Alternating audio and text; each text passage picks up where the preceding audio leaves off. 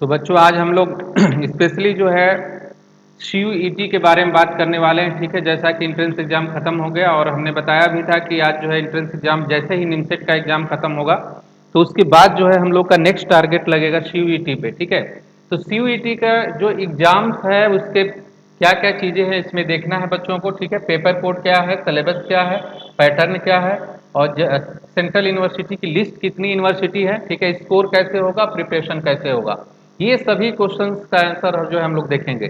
तो पहले तो ये जान जाओ कि पहले एग्जाम जो है पहली बार एक्सपीरियंस हो रहा है, मतलब इस पे जितने भी इंडिया के अच्छे यूनिवर्सिटी है जो पहले से अलग अलग थे, जिसमें हम बात करें जेएनयू की, बेचू की, ठीक है, तो ये सब यूनिवर्सिटी जो है कॉमन इंट्रेंस होगा, जो है कॉमन इंट्रेंस टेस्ट। ठीक है, सभी यूनिवर्सिटी का जो है, और इसमें जो ये प्लेटफॉर्म एक होगा, अलग अलग अपना प्लेटफॉर्म होता था, बेचू का अलग होता था, जेएनयू का अलग होता था। ठीक है, लेकिन इसमें हमने बताया था कि थोड़ा लेट होगा बताने में।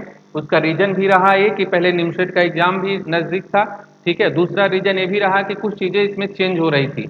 आप देखे होंगे कि जब पहली बार आया था तो सिलेबस इसमें काफी जो है अलग था, बीसीए मतलब उसमें प्रोग्रामिंग से रिलेटेड क्वेश्चन मतलब पोर्शन ज्यादा दे दिए गए थे, जिसमें बच्चों में जो है परेशानियां भी थी। बीएससी वाले बच्चों को, जिसमें मैंने बोला कि पहले निमसेट पे आप टारगेट करो उसके बाद देखा जाए, क्योंकि सिलेबस ही इस अकॉर्डिंग था कि इसमें बीएससी के बच्चों को जाना बहुत मुश्किल था, क्योंकि वो कम समय में कंप्यूटर के इतने सेक्शन को तैयार कर लें बहुत मुश्किल था, क्योंकि उसमें सेक्शन भी बहुत अच्छे अच्छे रखे गए थे जिसको तैयार करने में काफ़ी समय लग जाता। ठीक है, तो ऐसे देखते हुए जो भी सेंट्रल यूनिवर्सिटी जो भी डिसीजन लिया, ठीक है, CUCT ने, एनटीए ने जो भी डिसीजन लिया सिलेबस को लेके जो है वो बहुत अच्छा सेकेंड टाइम सिलेबस निकल के आया कि सिलेबस ऐसा ही रहा जैसा कि निमसेट का सिलेबस था। ठीक है, अभी हम लोग देखें निमसेट का जैसा सिलेबस है वैसा ही सिलेबस है, बहुत सारी चेंजिंग नहीं है। और इसमें चेंजिंग बहुत सारी में क्या है, इसमें बहुत कम चेंजिंग हुआ है। इसमें कंप्यूटर से जो भी चेंजिंग हुआ है, बहुत थोड़ा बहुत कंप्यूटर से चेंजिंग हुआ है। इसमें सिलेबस को और कम कर दिया गया है। ठीक है, एनटीए में आप देखोगे सिलेबस तो बहुत कम कर दिया गया है, जैसे क्वांटी एप्टीट्यूड के पोर्शन देखो इसमें बहुत कम मिलेंगे। ठीक है, इसमें बाइनोमियल को हटा दिया गया है, कॉम्प्लेक्स नंबर को हटा दिया गया है। तो ये आपके जो बड़े टॉपिक्स थे बाइनोमियल और कॉम्प्लेक्स नंबर हट गया। ऐसे बेचू का देखा जाए तो उसमें टिग्नामेट्री में दिक्कत था, नहीं आता था, लेकिन अब टिग्नामेट्री वेक्टर वगैरह भी आ रहे हैं। ठीक है, तो ये सब सिलेबस भी ऐड हुआ है। ठीक है, तो एक मतलब उन बच्चों के लिए बहुत ही अच्छी बात है जो बीएससी वाले भी बच्चे थे, और क्योंकि उनके लिए थोड़ा कठिनाई था, अगर ऐसे सिलेबस ऐड हो जाता तो उनको जो है इंट्रेंस देना थोड़ा दिक्कत हो जाता। ठीक है, तो ये बहुत अच्छी बात है। ठीक है, बीसीए के लिए बच्चों के लिए कोई दिक्कत उतना बहुत नहीं है, क्योंकि ऑलरेडी वो निमसेट की प्रिपरेशन कर रहे हैं तो वो चीज़ें पढ़ना पड़ेगा, तो उनके लिए भी बहुत दिक्कत नहीं है। वो निमसेट की कहीं न कहीं तैयारी कर रहे हैं तो मैथ तो पढ़ ही रहे हैं। ठीक है, तो वही मैथ इसमें भी आएगा, बहुत अलग नहीं आने वाला है, बल्कि सिलेबस कम ही कर दिया गया है, तो इसलिए वो भी परेशान ना हो। ठीक है, तो सभी बच्चे मतलब सिलेबस ठीक है। दूसरी चीज़ मैं ये एग्जाम आने से बच्चों का क्या फ़ायदा हुआ, ठीक है, पहले ये देखते हैं। मतलब जो एक यूनिवर्सिटी ने जो डिसीजन लिया कि मतलब जो मतलब ये कॉमन एग्जाम जो हो रहा है एनटीए के थ्रू, ठीक है, तो इसमें बच्चों का क्या फ़ायदा होगा। बच्चों का पहला ये बेनिफिट हो गया कि उनको फॉर्म बहुत सारे भरने से बच गए। एक सिंगल फॉर्म भरना होगा, ठीक है, और इस सिंगल एक पेपर देना होगा, और सभी यूनिवर्सिटी में जा सकते हैं जैसा उनका स्कोर आएगा। अब स्कोर कैसे आएगा, कैसे यूनिवर्सिटी में जाएंगे, अभी मैं लास्ट में बात करता हूँ। ठीक है, लेकिन जैसा भी स्कोर आएगा, अच्छा स्कोर करेंगे तो जो भी यूनिवर्सिटी उनको अच्छी लगती है और जिसमें जाना चाहते हैं वो जा सकते हैं, जो अच्छे बच्चे होंगे। ठीक है, उसी के अकॉर्डिंग जो है उनको चॉइस करना होगा। दूसरी बात ये हो गया कि बहुत सारे ऐसे सेंट्रल यूनिवर्सिटी थे जो सिलेबस अलग अलग था, जैसे मतलब कि तेजपुर का अलग था, ठीक है, ट्रिपल एम का अलग था। ठीक है, और सब यूनिवर्सिटियां हैं, ठीक है, जो बच्चे बेचू का प्रिपरेशन करते थे उनका अच्छे से नहीं कर पाते थे प्रिपरेशन। ठीक है, तो उनके लिए रास्ता एकदम क्लियर हो गया कि जो भी बच्चों को मान लो कि टॉप यूनिवर्सिटी नहीं मिल पाती है बेचू और जेएनयू, तो वो मजबूर होकर जाके प्राइवेट में ले लेते थे कभी कभी जो है।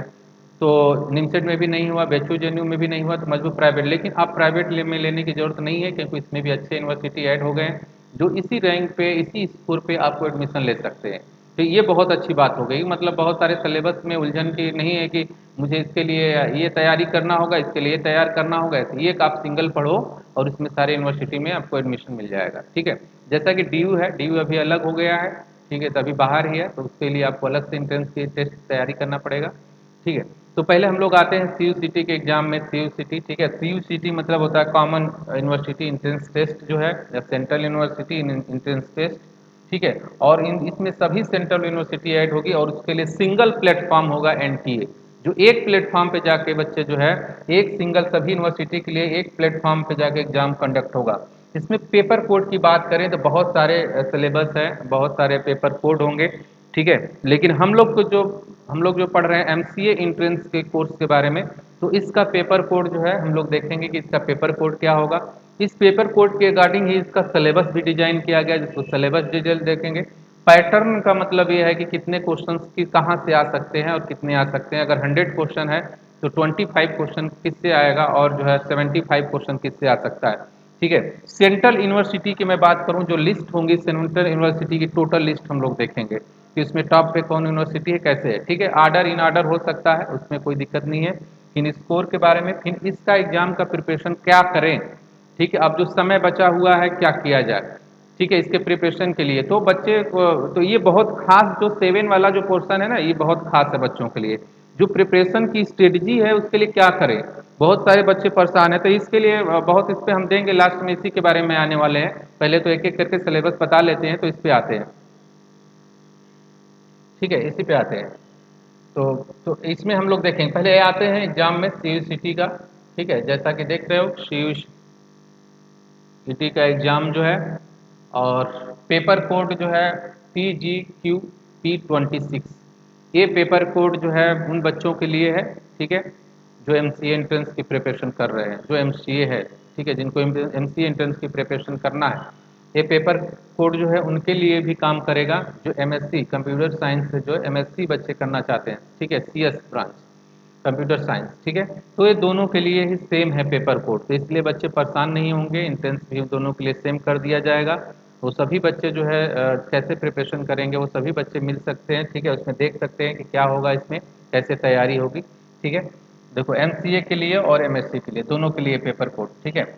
अब इसमें हम लोग सिलेबस डिटेल में अगर हम लोग जाते हैं तो सिलेबस डिटेल में देखोगे, सिलेबस में बहुत सारी चीज़ें हम लोग देखेंगे कि बहुत चेंजिंग नहीं है, ठीक है। सिलेबस में आप देखोगे थिंकिंग एंड डिसीजन मेकिंग है, क्रिएटिव थिंकिंग है, ठीक है, वर्बल रीजनिंग रखा गया है सिलेबस में, ठीक है। इस तरह से रखा है, फिगर और डायग्राम से भी रिलेटेड क्वेश्चंस जो रखे गए हैं, ज्योमेट्रिकल जो डिजाइन किया गया है उससे है, वर्ड और नंबर और फिगर से रिलेटेड क्वेश्चंस है, ठीक है। इसमें जो है देख रहे हो सीरीज में जो है ब्लैंक जो बेस्ट सीरीज होती है, ठीक है। और इस टाइप के सिलेबस रखा है रीजनिंग, मतलब सब मिला के रीजनिंग में लॉजिकल रीजनिंग से और थिंग्स जो अलग डिफरेंट होता है 4 ऑप्शन में से उसको देखना है, ठीक है।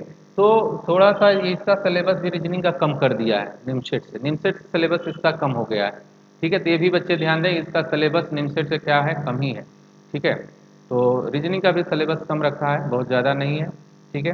जो आप इसको सिलेबस से देख के ही इसकी प्रिपरेशन करेंगे, ये नहीं कि हम पूरा पढ़ने लगे क्वांटिटी एप्टीट्यूड का पूरा पोर्शन, ऐसा नहीं। जो सिलेबस में लिखा है उसी के अकॉर्डिंग आप प्रिपरेशन करोगे और उसी के अकॉर्डिंग देखोगे।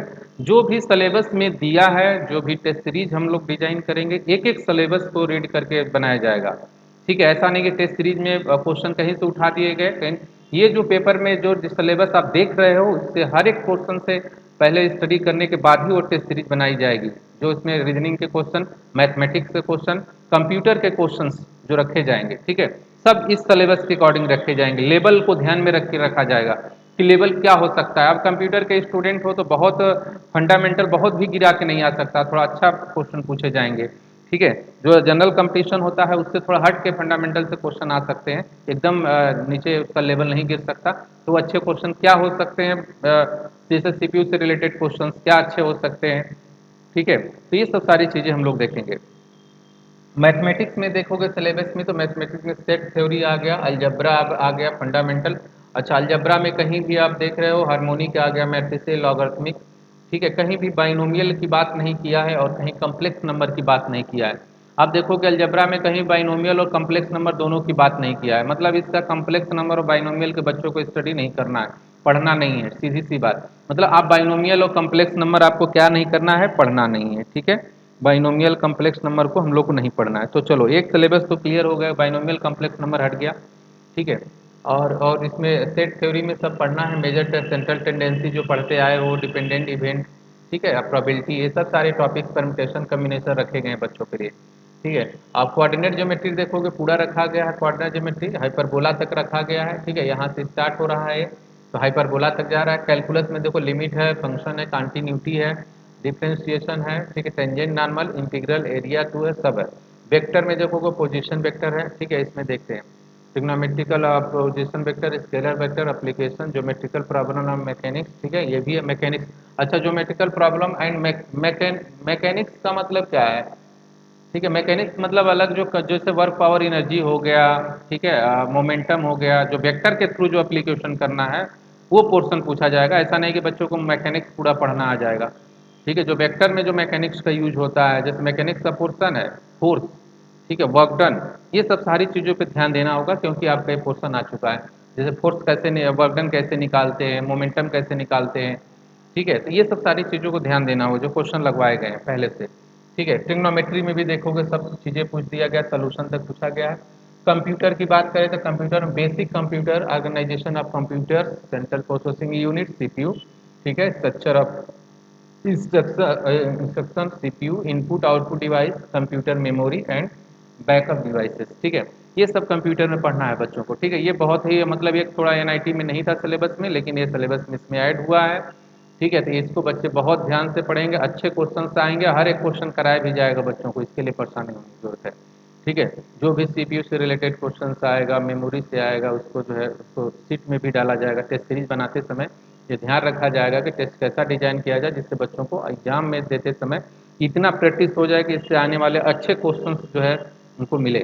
ठीक है, दूसरा चीज़ यहाँ पे देखेंगे, ये तो निमसेट का ही सिलेबस रखा गया है। तो बाइनरी है, अरिथमेटिकल एडिशन है, मल्टीप्लिकेशन, डिवीजन है, Boolean algebra, truth table, Venn diagram. ठीक है, इससे ये सब सारी चीज़ें जो है वो तो पहले ही हम लोग देख चुके हैं। पैटर्न की बात करें, अब ये इंपॉर्टेंट चीज़ हो जाता है कि 25 क्वेश्चन जनरल से आते हैं और 25 क्वेश्चन जो है 75 क्वेश्चन डोमेन स्पेसिफिक नॉलेज से। अब जैसा देख रहे हो कि इसमें जो है 25 क्वेश्चन जनरल में आने का मतलब ये है कि मतलब ये बच्चों में दिमाग में बैठ चुका है कि ऐसा तो नहीं जीके का क्वेश्चन बहुत ज़्यादा आ जाएगा। ठीक है, कॉमन क्वेश्चन बहुत ज़्यादा 25 क्वेश्चन को लेकर जो बच्चों में जो भ्रम है पैदा है। ठीक है, तो वो सोच रहे हैं कि हमको तो ऐसा नहीं जनरल नॉलेज सब तैयार करना पड़ेगा जो है। ठीक है, हिस्ट्री से क्वेश्चन आ जाएगा, जो जीके चल रहा है उससे क्वेश्चन आ जाएगा, तो ऐसा नहीं है, मतलब उससे क्वेश्चन आने की नहीं संभावना है। हाँ, ये जरूर है कि ये जो 25 क्वेश्चन दिया गया है उससे जो लॉजिकल जो रीजनिंग है वो पोर्शन इसमें जरूर रहेगा। तो ये बच्चे ध्यान देंगे, मतलब लॉजिकल रीजनिंग का पोर्शन मतलब कॉमन सबके लिए होगा, जो लॉजिकल रीजनिंग होगा पोर्शन। ठीक है, सभी बच्चों के लिए। तो 25 क्वेश्चन में लॉजिकल रीजनिंग हो जाएगा। 4-5 क्वेश्चन ऐसे 2-3 क्वेश्चन आ जाते हैं तो कभी उसके लिए परेशान होने की कोई ज़रूरत नहीं है बच्चों को कि हम पूरा तैयार करने लगे अब दूसरे तरफ मूवमेंट कर लिए। ठीक है, तो ऐसा कुछ भी नहीं है। 25 क्वेश्चन के लिए बच्चे ना परेशान हो कि मतलब पेपर कैसा होगा, बिल्कुल ही मतलब उतना नहीं है कि आप एकदम तैयार करने लगो कि जीके आएगा, जीएस आएगा, ये सब सारी चीज़ें करने की कोई ज़रूरत नहीं है बच्चों को। क्वेश्चन आपके लॉजिकल रीजनिंग से ही रहेंगे क्वेश्चन जो है। कॉमन क्वेश्चन वो जनरल साइंस पूछ सकता है कुछ एक दो क्वेश्चन, तो उसके लिए घबराने की कोई ज़रूरत नहीं है। जो चल रहा है कॉमन क्वेश्चन वो आना चाहिए, बेसिक चीज़ें जो है वो वही क्वेश्चन आ सकते हैं। ये नहीं कि पूरा आपको पढ़ना है, पूरा पढ़ने लगो जो है हिस्ट्री वगैरह सब सारी चीज़ें, वो सब चीज़ें जो है जनरल आ गया, तो ऐसा कुछ नहीं है। अगर ऐसा चीज़ें है भी नहीं, ठीक है, तो वो चीज़ें ध्यान देना जो है, क्योंकि आप में नहीं पूछा जा सकता उस टाइप के क्वेश्चन जो है, बहुत कम चांस है। अब इसमें आ गया 75 क्वेश्चन की अगर हम लोग बात करें तो 75 क्वेश्चन में देख रहे हो कि specific domain knowledge question based रहेंगे।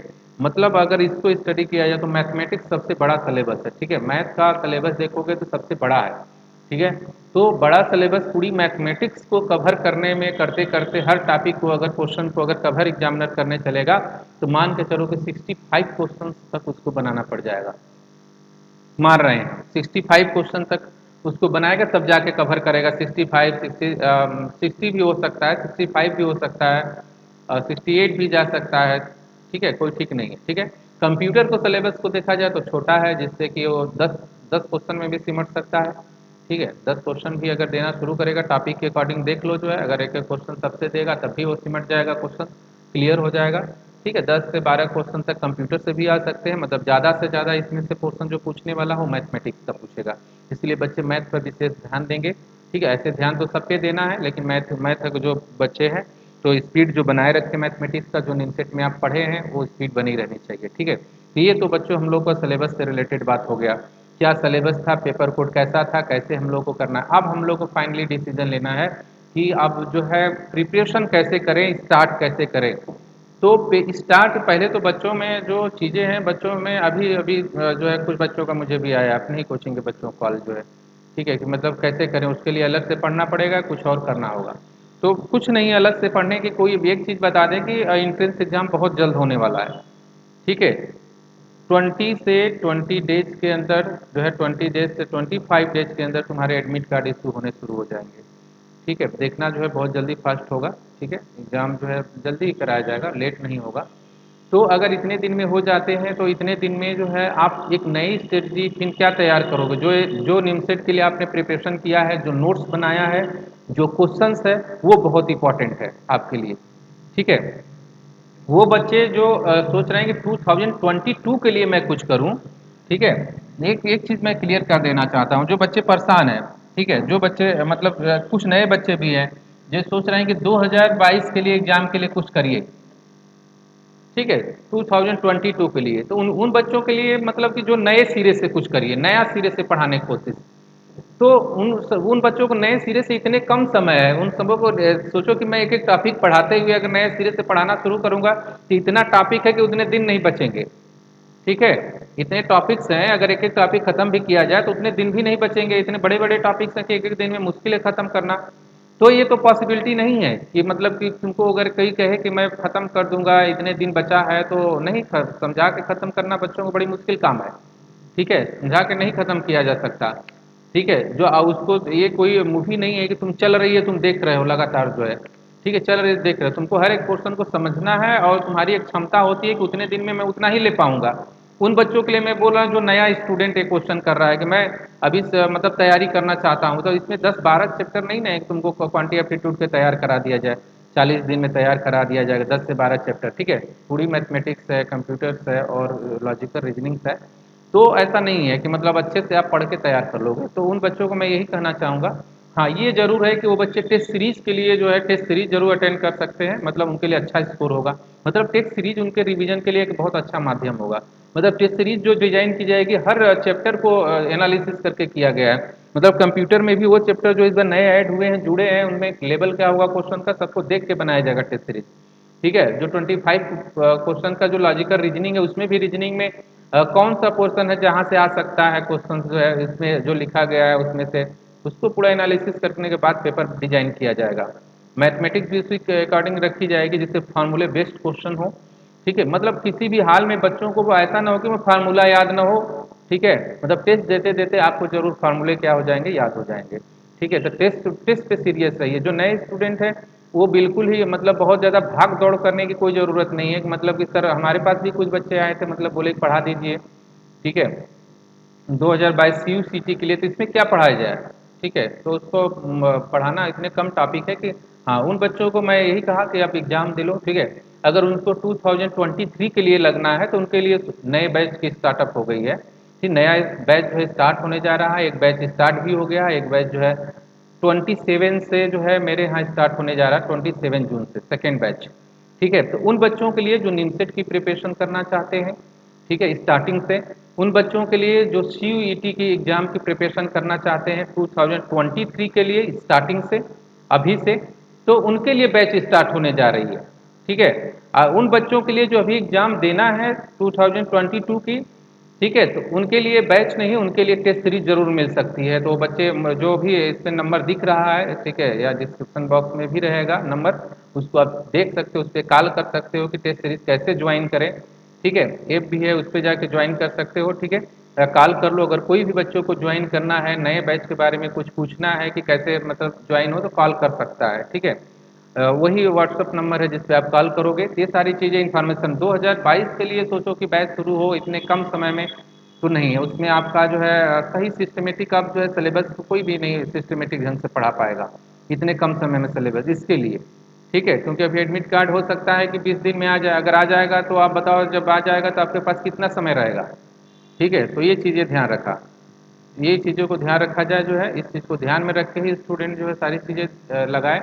हाँ, स्टूडेंट ऐसे बच्चे जो चाहते हैं कि मैं इस बार एग्ज़ाम में देना चाहता हूँ सीयूईटी का 2022 का, लेकिन मैं रेगुलर अपनी कंटिन्यूटी बनाए रखना चाहता हूँ, मगर अगर ये एग्ज़ाम अगर नहीं निकला, मैं एक चांस लेना चाहता हूँ, नए बच्चों के लिए मैं बोल रहा हूँ कि मैं दे रहा हूँ, अगर एग्ज़ाम नहीं निकला तो फिर मैं कंटिन्यू अगर प्रिपरेशन करता रहूँगा, तो उनके लिए अभी से प्रिपरेशन कर सकते हैं। 27 जून से जो बैच स्टार्ट हो रहा है, तो उनमें दो चीज़ें रखा, दो टाइप के बच्चे, वो बच्चे जो मतलब इस बार भी सीयूईटी के एग्ज़ाम देंगे, बैठेंगे, ठीक है, अगर वो एग्ज़ाम में बैठते हैं, अगर अच्छा उनका काउंसलिंग हो जाता है सारी चीज़ें, तो ठीक है वो अपना चले जाएंगे जो है ना, तो फिर अपने प्रिपरेशन को क्या रखेंगे कंटिन्यू, क्योंकि उनको वेट न करना पड़े कि एग्ज़ाम हो जाएगा बच्चों का, काउंसलिंग हो जाएगी, मेरा जब नहीं होगा तब मैं पढ़ाई स्टार्ट करूंगा, तब तक 3 से 4 महीने बीत चुके होंगे, ठीक है।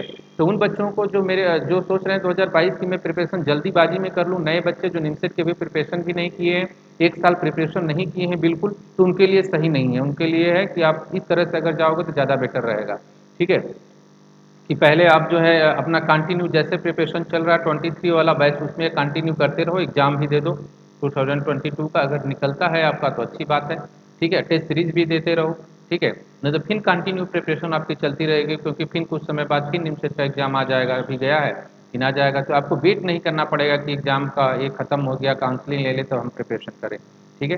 तो आज बच्चों इतना ही रहेगा, सिलेबस के बारे में भी बता दिए, नए बैच के भी बारे में अनाउंसमेंट हो गया, प्रिपरेशन कैसे करेंगे। अब हम लोग टेस्ट सीरीज जो होता है अब डिजाइन स्टार्ट करेंगे, टेस्ट सीरीज हम लोग क्या है, काम वर्क शुरू हो गया है नए नए सीरीज से टेस्ट सीरीज पे, क्योंकि इसके लिए थोड़ा सा 2 से 3 दिन लग सकते हैं, तो जल्दी ही मैं बता दूंगा टेस्ट सीरीज कब से स्टार्ट होने वाला है, सारी चीज़ें, तो इसमें एक वीडियो भी बना देंगे टेस्ट सीरीज कैसे देना है और कैसे उसको ज्वाइन करना है टेस्ट सीरीज को, और जिन बच्चों को कोई भी प्रॉब्लम हो, ठीक है, तो इसमें नीचे नंबर दिया गया है, उस पर आप चेक कर सकते हो, कॉल कर सकते हो, और बैच के बारे में, टेस्ट सीरीज के बारे में कोई भी इन्फॉर्मेशन आप ले सकते हो, ठीक है।